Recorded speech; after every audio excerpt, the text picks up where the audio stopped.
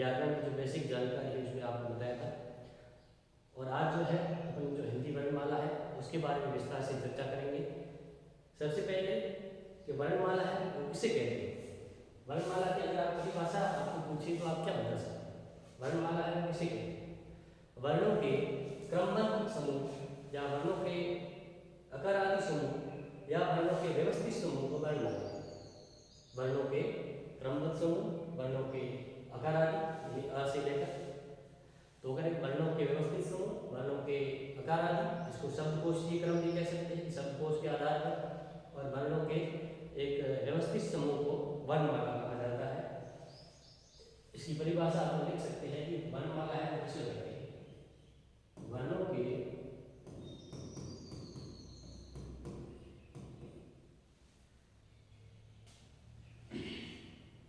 इसको अपन लिख सकते हैं कि वर्णों के क्रमबद्ध समूह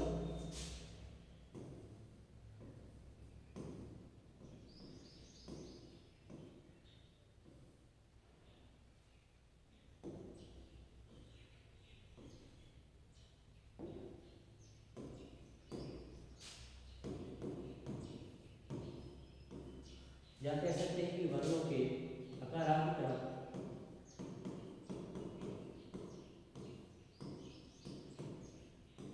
अकारादि को शब्दकोश भी कहते हैं, शब्दकोशीय क्रम जो होता है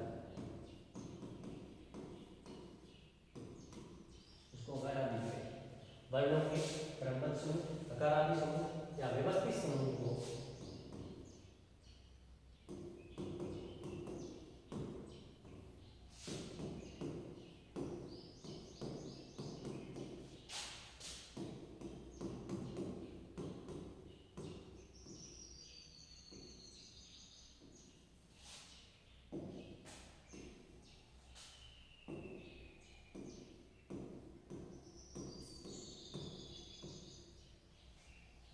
वर्णों का ऐसा समूह जो क्रमबद्ध, वर्णों का ऐसा समूह जो अकारादि हो यानी शब्दकोशीय हो, क से स्टार्ट होता क, उसके बाद में ऐसा समूह जो व्यवस्थित हो उसको अपन जो है वर्णमाला कहते हैं। पहली जो वर्णमाला की परिभाषा है वो यह है कि वर्णों का ऐसा समूह जो क्रमबद्ध रूप से हो, अकारादि क्रम से हो, जिसको शब्दकोशीय क्रम भी कहते हैं, और व्यवस्थित रूप से जो समूह होता है उसको वर्णमाला। ये वर्णमाला की परिभाषा थी। दूसरा है कि वर्णों को जो है वो लिपि करना क्या जाता है। जो वर्ण होते हैं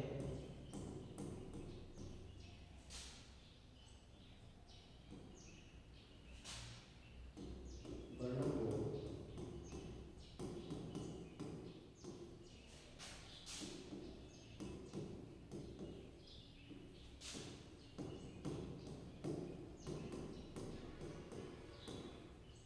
वर्ण जो होते हैं वो हमारी लिपि जो है हिंदी भाषा की जो लिपि है वो देवनागरी लिपि है।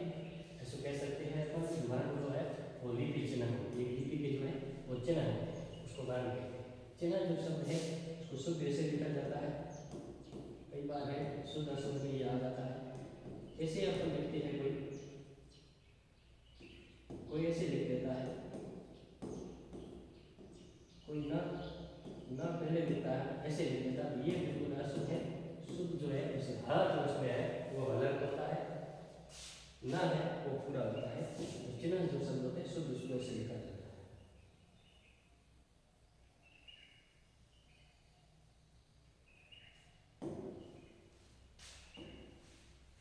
वर्णों को लिपि चिन्ह भी कहा जाता है। ध्वनि के लिखित रूप को जो है वो वर्ण कहा जाता है। वर्णों के बारे में हम पढ़ रहे हैं तो ध्वनि जो होती है, ध्वनि के लिखित रूप को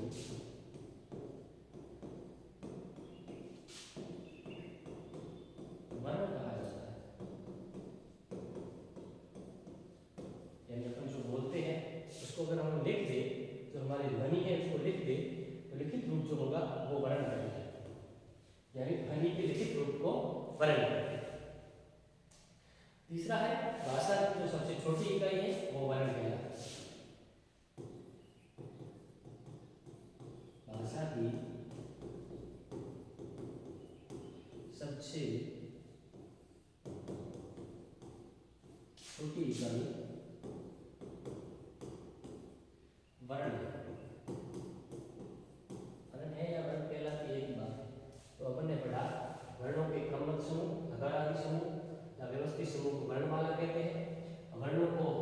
चिन्ह कहा जाता है, क्योंकि वो लिपि के चिन्ह होते हैं।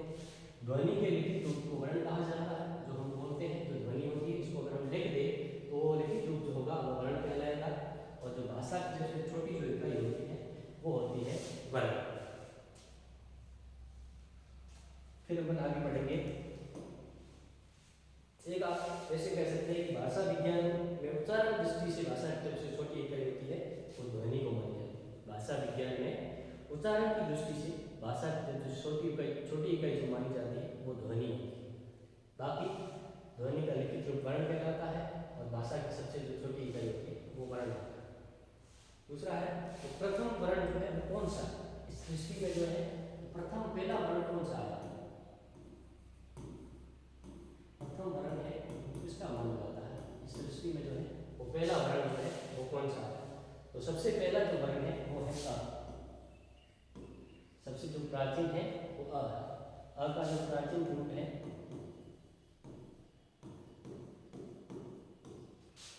उसको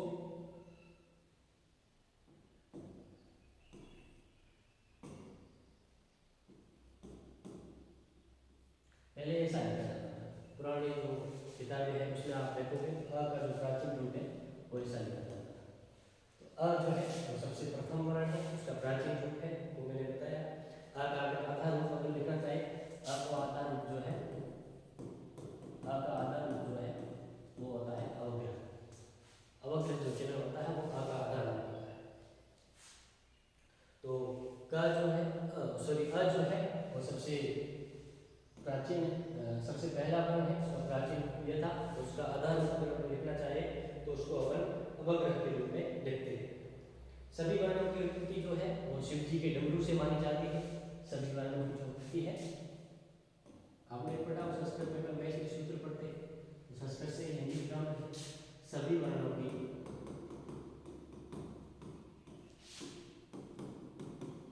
उत्पत्ति शिव जी के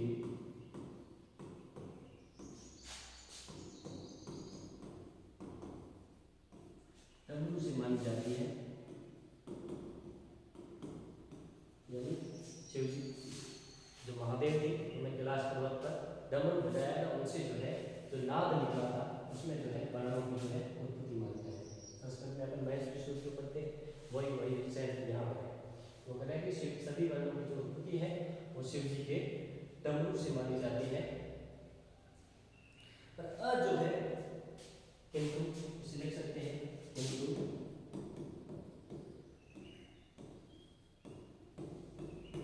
अवर्ण की उत्पत्ति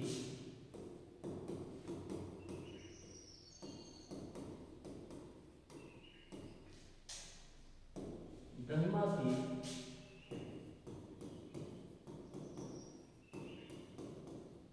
नाभि से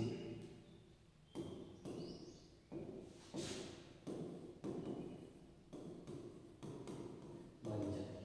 सारे वर्णों की जो उत्पत्ति है वो शिव जी के डमरू से मानी जाती है। और अ जो सबसे प्रथम वर्ण है, सबसे प्राचीन वर्ण है, उसकी जो उत्पत्ति ऐसा माना जाता है कि वो ब्रह्मा की नाभि से है उसकी उत्पत्ति जो हुई है। वर्णमाला इनमें बहुत सारे नाम हैं जिसको अपन वर्ण सामान्य कहते हैं, अक्षर सामान्य कहते हैं, ककहरा भी कहते हैं, यानी क से लेकर क, शिव सूत्र भी कहते हैं इसको, वर्णादेश भी कहते हैं, इसको वर्णों का आदेश होता है, वर्ण संहार भी कहते हैं, अल विधि भी कहते हैं। ये सारी जो वर्णमाला के हैं वो अन्य नाम है। अपन ने पढ़ा कि प्रथम जो वर्ण है वो आ था, उसका प्राचीन रूप ऐसे लिखा जाता था। अ का अगर आधा रूप अगर किसी को लिखना है तो ये अवग्रह होता है, ये अवग्रह चिन्ह है, इसको अवग्रह कहते हैं। जैसे अपन लिखते हैं वो अभी ये जो है इसका उच्चारण तो अ में होता है और इसका जो आधा रूप है इसको अवग्रह कहा जाता है। सभी वर्णों की उत्पत्ति है वो शिव जी के डमरू से मानी जाती है। पर जो अवर्ण है उसकी जो उत्पत्ति है वो ब्रह्मा की नाभि से मानी जाती है। आगे अपन पढ़ेंगे इसमें कि वर्णमाला के कौन कौन से नाम होते हैं। वो आपने अभी मैंने आपको कहा था देवनागरी लिपि है, हमारी हिंदी भाषा है, इसकी जो लिपि है वो देवनागरी लिपि है, जो हमारी राष्ट्र लिपि है। और विश्व की सबसे वैज्ञानिक लिपि जो है वो देवनागरी लिपि है। बड़े बड़े रिसर्च जो है, बड़े बड़े जो रिसर्च सेंटर है वो हमारे वर्णों के आधार पर जो है वो अपना अनुसंधान करते हैं। तो हमारी जो लिपि है वो विश्व की सबसे वैज्ञानिक लिपि मानी जाती है। इम्पोर्टेंट जो चीज होती है इसको अपन इम्पोर्टेंट कह सकते हैं। जिन वर्णों का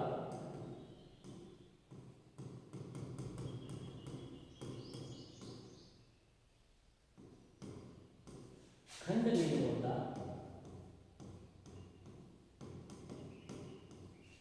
उसे अक्षर कहते हैं। यानी जिन वर्णों का कोई खंड नहीं होता है, उसका कोई टुकड़ा नहीं होता है, उसको अक्षर कहा जाता है। तो अक्षर जो है वो हिंदी में 4 है।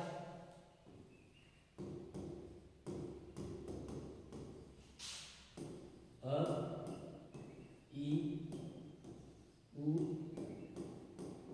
और री। ये जो है 4 अक्षर हैं। इनका कोई टुकड़ा जो है वो नहीं हो सकता है।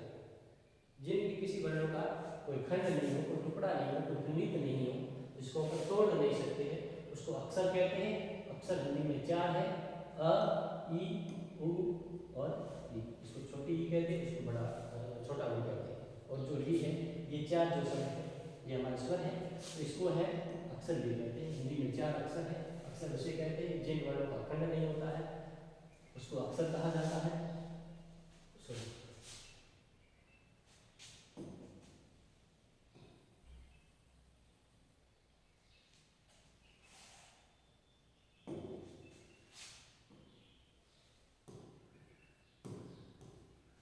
अक्षर जो है वो 4 होते हैं हिंदी में। अ, छोटी ई, छोटा ऊ और री।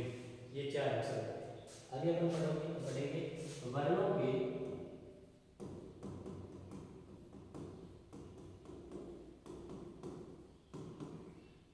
निरर्थक समूह को शब्दांश कहते हैं।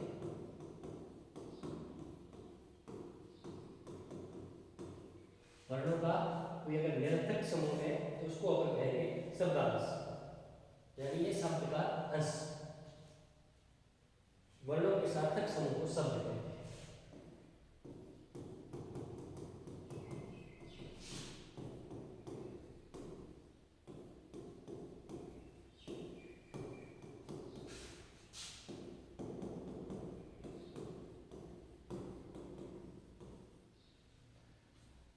वर्णों के निरर्थक समूह को शब्दांश कहते हैं। ये इंपोर्टेंट है।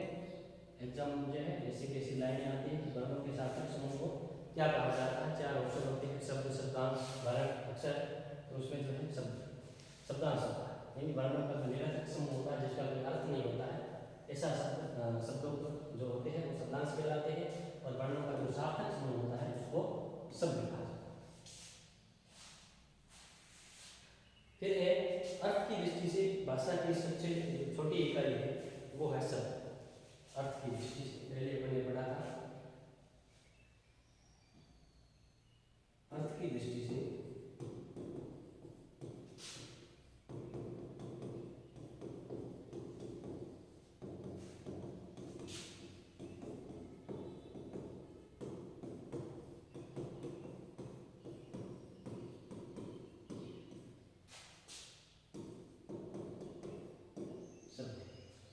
अर्थ की दृष्टि से भाषा की जो सबसे छोटी इकाई होती है वो शब्द होती है, और भाषा की जो सबसे छोटी इकाई होती है वो होता है वर्ण। अर्थ की दृष्टि से अगर आपको पूछे, अर्थ की दृष्टि से भाषा की जो सबसे छोटी इकाई कौन सी होगी, वो शब्द होगा। और भाषा की जो सबसे छोटी इकाई कोई पूछे आपको तो उसका वर्ण होगा।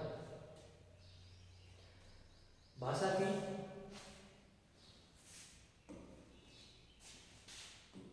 ये सारी चीजें जो है इंपॉर्टेंट है, एग्जाम में आने वाली है। भाषा की सबसे बड़ी इकाई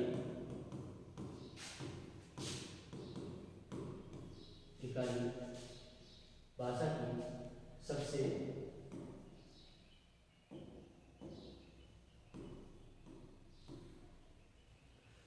बड़ी इकाई वाक्य है। भाषा की अगर सबसे बड़ी इकाई की बात करें तो वाक्य है। भाषा की अगर सबसे छोटी इकाई की बात करें अर्थ के आधार पर तो वो जो है वो शब्द है। और भाषा की ऐसे कोई पूछ ले आपको, भाषा की सबसे जो छोटी इकाई है वो वर्ण है। और वर्तमान में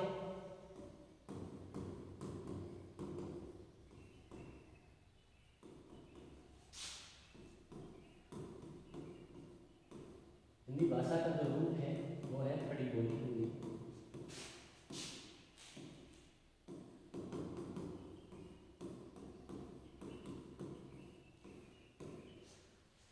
आज जो हिंदी भाषा चल रही है वो खड़ी बोली हिंदी है। वर्तमान में हिंदी का जो रूप है, हिंदी भाषा का जो रूप है वो कौन सा है? खड़ी बोली हिंदी। खड़ी बोली जो है वो ब्रज से निकली हुई है। फिर अगर बात करें शुद्ध हिंदी कहाँ बोली जाती है, शुद्ध जो हिंदी है वो बिहार में, उत्तर प्रदेश में, उसके बाद में राजस्थान में, और सबसे मीठी अगर कोई बोली है तो वो ब्रज है, मारवाड़ी है, अंग्रेजी है, उर्दू भाषा जो है ये सबसे मीठी भाषा बोली जाती है। आगे अपन पढ़ते हैं कि वर्ण कितने प्रकार के हैं। वर्णमाला के बारे में अपने बेसिक जानकर जो है अभी आप मैंने देखा ही है, समझाया था।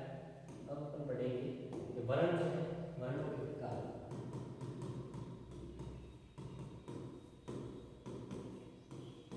यानी वर्ण है वो कितने प्रकार के। बेसिक रूप से सबको पता होता है कि वर्ण जो है दो प्रकार के होते हैं। पहला जो है स्वर और दूसरा जो है व्यंजन। स्वर और जो व्यंजन है, हिंदी वर्णमाला का वर्ण जो है दो प्रकार के होते हैं, स्वर और व्यंजन। अब अपन विस्तार से चर्चा करेंगे स्वर के बारे में, जो है स्वर क्या होते हैं, कैसे होते हैं, उच्चारण स्थान कहाँ होता है। फिर उसके बाद में हम जो है व्यंजनों के बारे में पढ़ेंगे। सबसे पहले जो स्वर होते हैं उसके बारे में थोड़ा पढ़ लेते हैं। स्वर जो होते हैं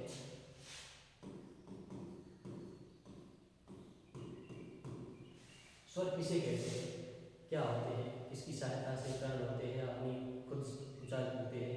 तो स्वर जो होते हैं इनका उच्चारण श्वास के साथ बिना रुकावट स्वतंत्र होता है। इनका जो उच्चारण है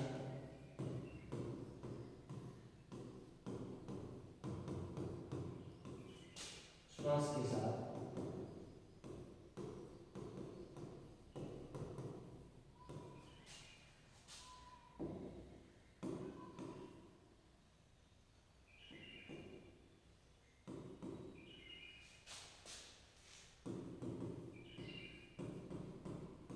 स्वतंत्र रूप से होता है।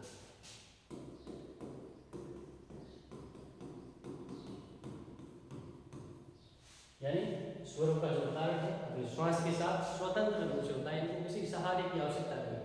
वर्ण जो होता है वो स्वरों की सहायता से उच्चारित किए जाते हैं। जैसे ये क है, क में जो है अवर्ण स्वर है, अगर स्वर को अपन निकाल दें तो इसका जो उच्चारण है वो अपन नहीं कर सकते। पर जो स्वर जो होते हैं उसका जो उच्चारण है वो स्वतंत्र रूप से होते हैं, इनको किसी के सहारे की जरूरत नहीं होती है।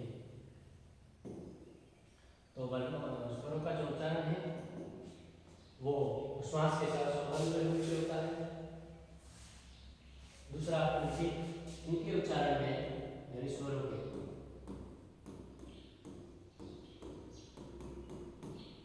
इनके उच्चारण में, इनके मतलब स्वर जो होते हैं इनके उच्चारण में प्राणवायु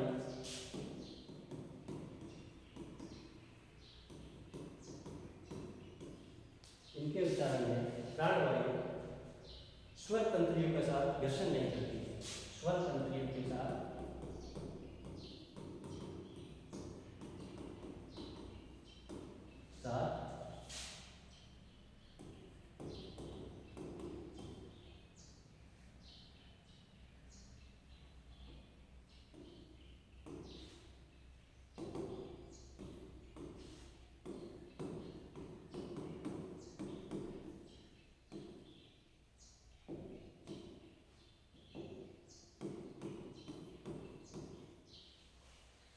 स्वरों के उच्चारण में जो प्राणवायु होती है वो स्वर तंत्रियां जो हमारी है जिसमें हम उच्चारण करते हैं उनके साथ कोई घर्षण नहीं होता। इनका जो उच्चारण है वो सहज रूप से हो जाता है, एकदम से आराम से, कोई जोर नहीं पड़ता है इनके उच्चारण करने से। तो इनका जो उच्चारण है उसमें स्वर तंत्रियां जो हमारी है उसमें कोई घर्षण नहीं होता है, आराम से इनका उच्चारण होता है। व्यंजनों का अपन उच्चारण करते हैं तो हमारे जो स्वर तंत्रियां जो होती है उसमें घर्षण होता है, बल भी होता है, कंपन भी होता है। और स्वरों का जो उच्चारण है वो आसानी से हो जाता है। स्वर तंत्रियां जो हमारी है उसमें कोई घर्षण नहीं होता है।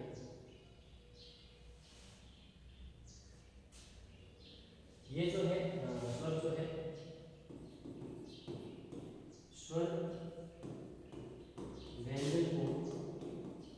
पूर्ण बनाते हैं। व्यंजन जो है स्वरों के बिना अधूरा है। जिस व्यंजन में कोई स्वर नहीं होगा तो उसका कोई अस्तित्व नहीं है, उसका कोई उच्चारण नहीं है। और स्वर जो है वो व्यंजन को जो है पूर्ण बनाते हैं।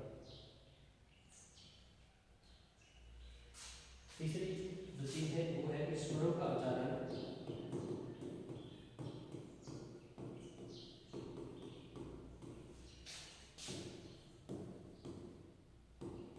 व्यंजन के बाद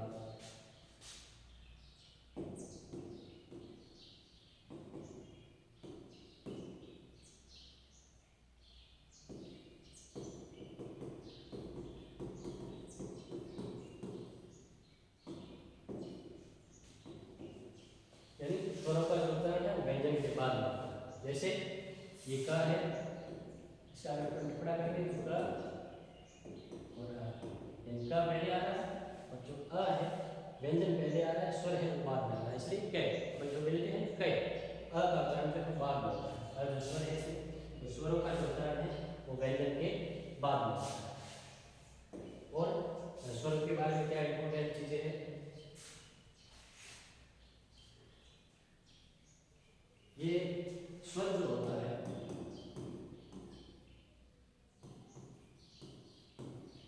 व्यंजन के साथ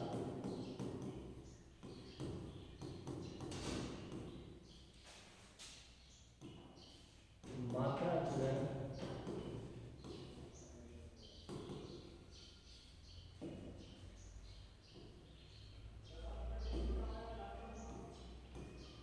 मात्रा चिन्ह के रूप में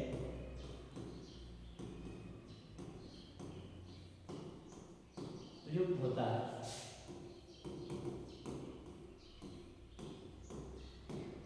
स्वर जो है व्यंजन के साथ में मात्रा चिन्ह के रूप में लगता है, इसे सीधा जो है वो व्यंजन के साथ में नहीं लगा सकते। एक बाकी वाले जो सारे स्वर है उसकी मात्रा चिन्ह होते हैं। अ जो स्वर होता है इसका कोई मात्रा चिन्ह है,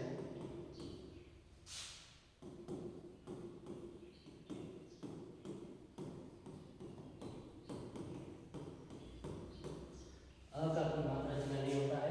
बाकी वाले जितने भी स्वर है उसकी मात्रा चिन्ह होता है। यानी मात्रा चिन्ह जो है